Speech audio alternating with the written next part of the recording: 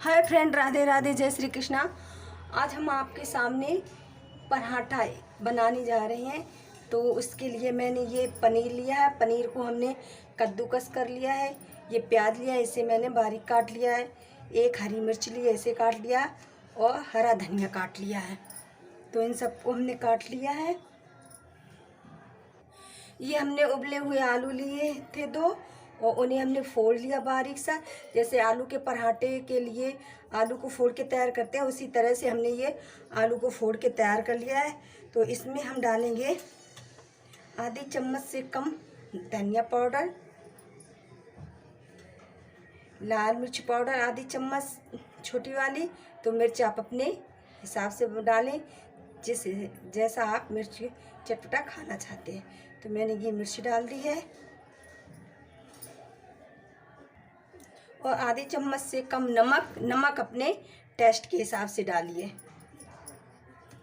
और इन सबको हम हाथों से मिक्स कर लेंगे, इस तरह से मिक्स करके तैयार कर लेंगे। ये आलू का मिश्रण बनके तैयार हो गया है। तो इसे हम एक साइड रख देते हैं। ये हमने आटे को गूंथ के तैयार कर लिया था। तो जिस तरह से आप पराठे के लिए आटा गूंथते हैं ना, वैसा ही हमने इसे गूंथ के तैयार किया है आटे को।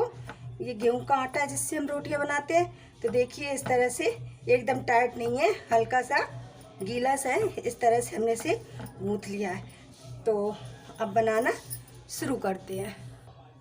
तो हमने ये आटे की लोई ली है। इसे इस तरह से रोटी की तरह हम बेल लेंगे परथल लगा के। तो हमने इसमें परथल लगा लिया है, और अब इसे हम बेलेंगे। तो इसे हम बेल रहे हैं। इसे परथल लगा के हम गोल सा बेल लेंगे, इस तरह से।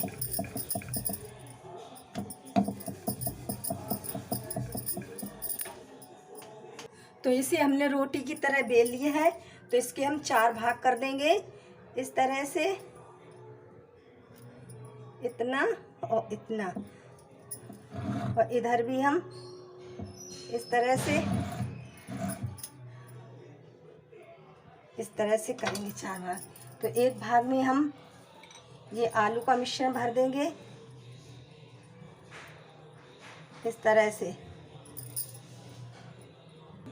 एक भाग में हमने आलू का मिश्रण भर दिया, और एक साइड हम ये प्याज बारीक जो काटा है वो डाल देंगे, इस तरह से। सारे में हम प्याज को इस तरह से फैला देंगे। और फिर दूसरे हम 2 में हो गया, तीसरी तरफ हम ये हरा धनिया डालेंगे, इस तरह से। और इसी के ऊपर हम ये एक लाल मिर्च का वो हरी मिर्च काटी है, वो डाल देंगे। अब एक साइड में हम पनीर को,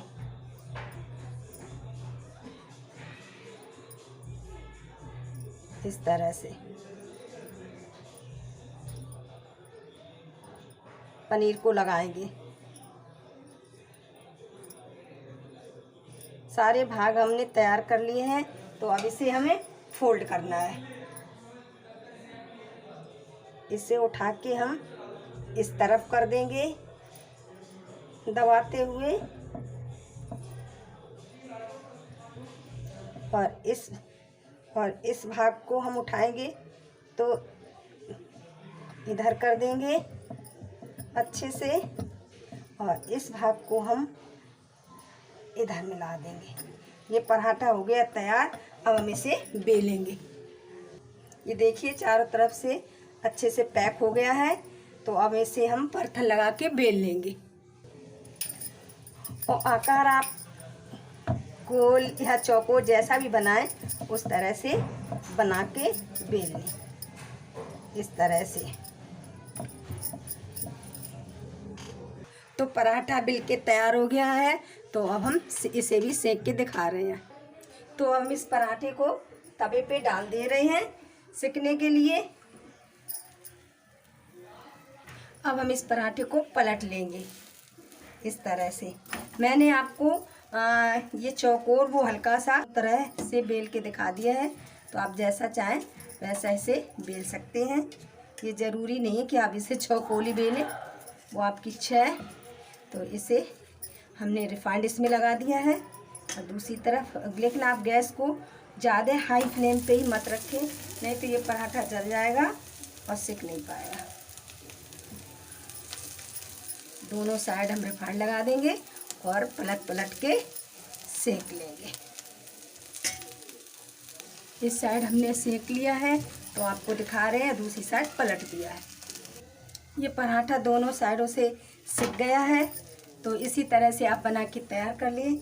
जब आपका मन हो बच्चों को तब आप इन्हें बना के खिला सकते हैं।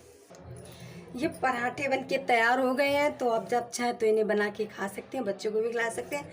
मेरा वीडियो कैसा लगा आप सब्सक्राइब कर दीजिएगा, बेल आइकन दबा दीजिए और देखिए। और मैं इसे चटनी के साथ या किसी के साथ आप खा सकते हैं। मैं इसे टमाटर और धनिया की चटनी के साथ आपको दिखा रही हूँ।